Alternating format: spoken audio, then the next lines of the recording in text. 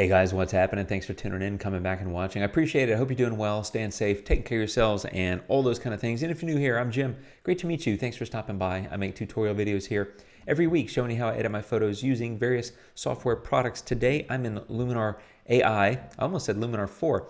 It's kind of hard to get that in my head. Luminar AI, which is coming soon. And it is still in beta, just to be clear. But I'm continuing to make videos to give you guys some ideas and hopefully some inspiration about things you can do. And one of the things I find myself doing in a lot of videos is using a lot of tools or filters, things like that, doing a lot of steps because let's just be honest here. If you've been here before, you know I just like to edit photos and I love doing this and that and massaging this little piece of the photo or doing that little thing. But the truth is you don't have to do all that stuff. It is, of course, personal preference. And while I tend to err on the side of wanting to do a lot to a photo just because I enjoy it so much, you don't have to do that. So I thought I'm trying to share some shorter, quicker videos, and I'm going to shut up so I can make this a quick video, but you don't have to do a whole lot of steps to get a great looking photo with Luminar AI. Here's a photo, and what I want to do is I'm just going to stay in the Essentials tab and just do a few minor things to show you how you can take a photo that I actually passed up in my library quite a few times because I thought, I kind of like it, but I don't know, it's not that great. But I feel like you can have a huge impact on a photo quickly using just some of the essential tools. So I'm going to go in here and do some of the things that I would normally do to a photo, and we'll just see what we end up with. So I'm in the light tool, and so a tiny bit of temperature adjustment and tint, maybe some contrast, highlights, and shadows. Accent AI is just absolutely fantastic. As you can see, it does an incredible job of really bringing up that foreground.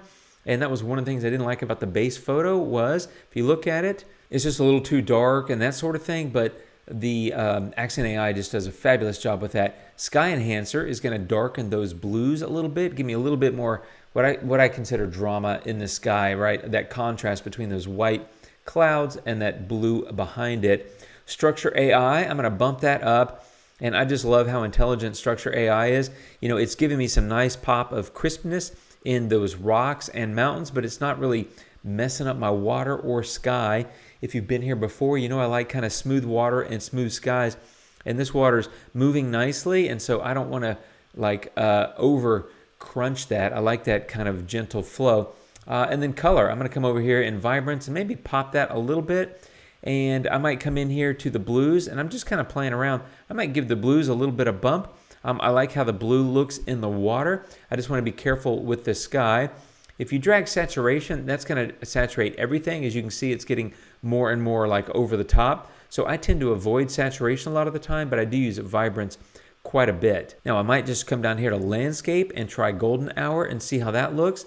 That'll give a nice little pop of warmth to the overall photo.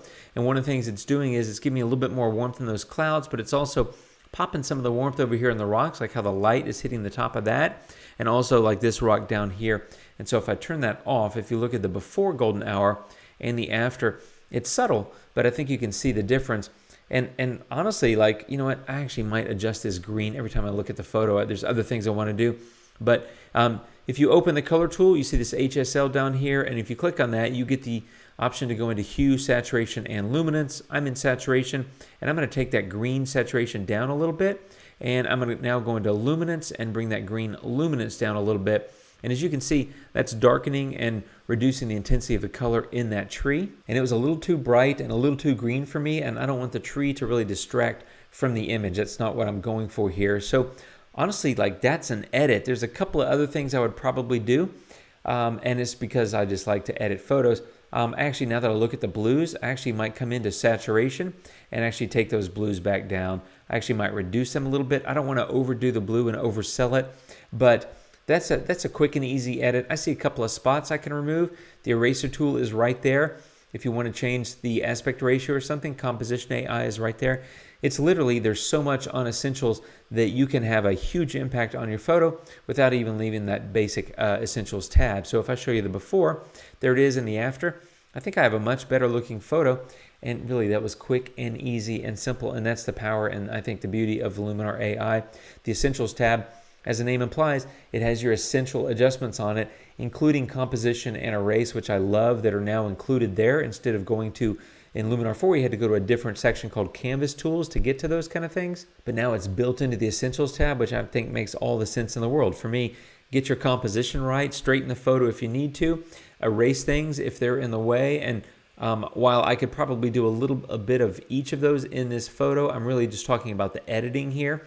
But I love that they're included, so you can just do that. And I think that's perfect alignment. Composition first, set up your composition the way you want it to look, erase any distracting elements like the spots that I see in the sky, and then get into your basic essential adjustments. I love how that's set up. That's a quickie for you.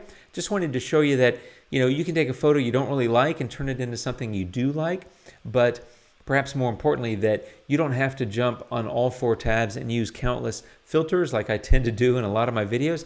You can make a huge impact just in the Essentials tab, and there it is, before and after. And that's it, my friends. Just kind of a quick walkthrough of some of the power and the flexibility and, of course, the fun of Luminar AI. Thanks for watching. You'll hopefully have it in your hands fairly soon, and hope you enjoy it as much as I am. Thanks for watching, my friends. Take care of yourselves out there. I'll see you later, and adios.